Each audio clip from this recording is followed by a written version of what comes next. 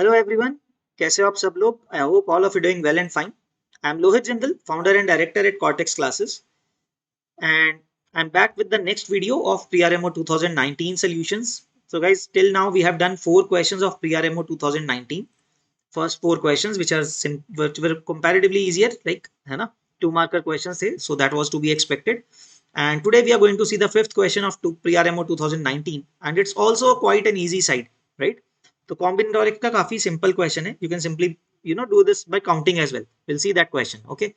And just one thing, one request before starting, guys, please solve the question beforehand and then watch the video, or just watch the video alongside. आप साथ साथ में question जरूर solve करो. Then you'll see that you'll get the benefit the most, right? Just try it once.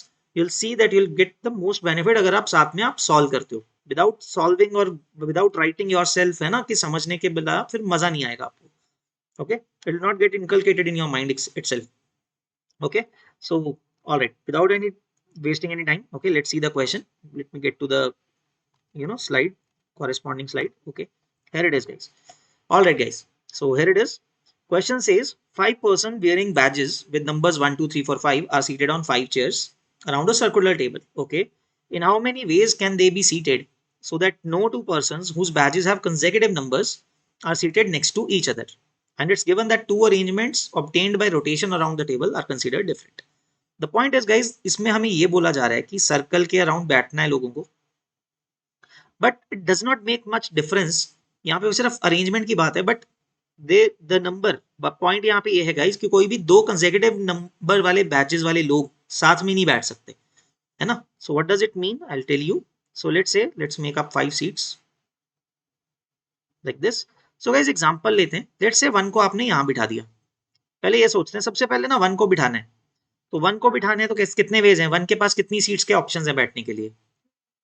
सो जो person with the number 1 badge, he has 5 options. वो तो जाके पहले उसको 5 सीट्स खाली दिख रहे हैं, वो कहीं पे भी जाके बैठ सकता है, right. Then the second one, जो सेकंड वाला जाएगा, now guys, he cannot sit at these positions, right? He cannot sit at these adjacent positions. Okay, let me cross out for him. So वो यहाँ पे तो बैठ नहीं सकता है. So the person with the badge number 2, he is left with 2 options, right? वो यहाँ पे या यहाँ पे बैठ सकता है ना. So let us assume, guys, कि यहाँ बैठ गया, right? Guys, यहाँ पे एक और बात समझो. यहाँ पे बैठा मतलब इस पोजीशन पे बैठा या राइट साइड वाली पोजीशन पे बैठा. Why we are counting it like this?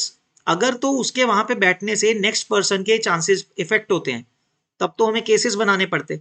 But we will not be needing to make cases because this position is like symmetric with respect to 1. क्योंकि एक बार 1 बैठ चुका है तो 2 के बैठने के लिए वो चाहे लेफ्ट हैंड वाली सीट पे बैठे, लेफ्ट हैंड साइड वाली, या फिर राइट सीट पे बैठे. मैं नाम दे देता हूँ. Let's say this is a position D, C and D. तो जो सेकंड पर्सन है वो सी पे भी बैठ सकता है, डी पे भी बैठ सकता है, वो तो fine. But both positions are symmetric with respect to 1. आप देख सकते हो, क्योंकि एक साइड पे उसके एक सीट खाली बचेगी, दूसरे साइड पे 2 बचेंगे.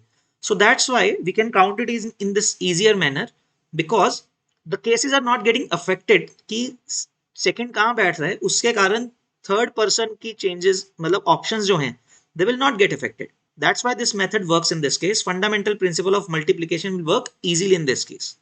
Okay. So guys, now coming back कि अब जो थर्ड पर्सन है ना, पर्सन 3 है with the batch number 3, where can he sit? Now he cannot sit at D position, और मैं नाम सबके ही दे देता हूँ guys. Okay.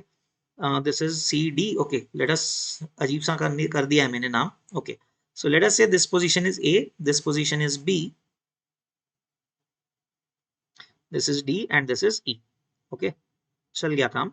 So guys, so जो थर्ड है, तो गाइस जो थर्ड नंबर है, he can not sit at B और डी, राइट. बी और डी पे वो नहीं बैठ सकता है, नीदर एट बी और एट डी. सो इसका मतलब तो guys person with batch number 3 has only 1 option left, isn't it. उसके पास तो एक ही ऑप्शन बचा ना, जाके ई पे बैठ जाएगा वो. हमने लिख देते हैं ऐसे. ओके. सो बेसिकली अगर 1 और 2 को बिठा दिया, 1 और 2 के लिए सीट्स फिक्स कर दी हैं इस तरीके से. 3 के लिए he has no option left, he has to sit at the position number E, position E, right. अब एक बार 3 को बिठा दिया, उसका तो एक ही वे था. Now let's come back to 4. Person with the batch number 4 now can not sit at D because E adjacent में है, 3 number adjacent में है, so he has only option of B. वहां पे बैठ सकता है because 1 और 2 है साथ में, ठीक है, वो बैठ सकता है वहां पे. So there is no other option, there is only one way. तो फिक्स है उसके लिए, तो उसके पास ऑप्शन है ही नहीं. Now the remaining seat will be occupied by the 5th number, right? So उसके पास भी कोई एक्स्ट्रा ऑप्शन तो है नहीं, so 1 ही आएगा यहाँ से. So very easy guys, क्योंकि you can see कि कितने वेज हो गए टोटल अरेंज करने के, 10 ways. So that's it, nothing else to be done. So simple तरीका हो गया कि टोटल कितने वेज हो सकते हैं, 10 ways, right? So there is no difference in this, you can easily count the number of ways. अगर आप स्टार्ट करते ना 1 को बिठा के फिर 2 को बिठा के, you could have easily made the cases, right? So that's it guys. वो तो बाद में इनके एक्चुअली रादर गाइस एक और चीज समझते हैं, जो ये लाइन लिखी है ना लास्ट में ब्रैकेट में, 2 arrangements obtained by rotation around the tables are considered different. अगर ये ना लिखा होता then actually there were only 2 ways of making them sit, क्योंकि 1 को आप कहीं पे भी बिठा दो एक बार, उसके बाद 2 के पास 2 ऑप्शन बचते हैं, and then rest of the 3 people have to sit at single at their one place itself. सबके पास एक ही ऑप्शन बच रही है, right? So in essence आप एक्चुअली देखोगे तो if you were not considering this thing की रोटेशन है ना, रोटेशन नहीं कंसिडर कर रहे हो, you are just thinking of it as a round table, circle में कितने रोटेशन अरेंजमेंट्स हो सकते हैं, then there are actually only 2 arrangements possible, right? And those are also their mirror images kind of thing. इसी का आप mirror image कर दोगे तो आ जाएगा. So you see guys overall वो तो ये चीज करने से, क्योंकि अब आप इनको रोटेट कर सकते हो क्लॉकवाइज, लाइक है ना, लाइक एज अ डायल. आप सोचो उसको एक एक करके रोटेट करते जाओगे तो वो 5 रोटेशंस आ गए. That's why the total number of solutions are 10, ways are 10, otherwise it would have been 2, है ना. So that's it guys. So the final answer for this question that you will mark will be 10, and a simplest question of combinatorics that could have been given in this exam, right? At least I think so, है ना. अगर आप थोड़ा prepare करके आए हो तो this one is easy, right? So that's it from my end guys.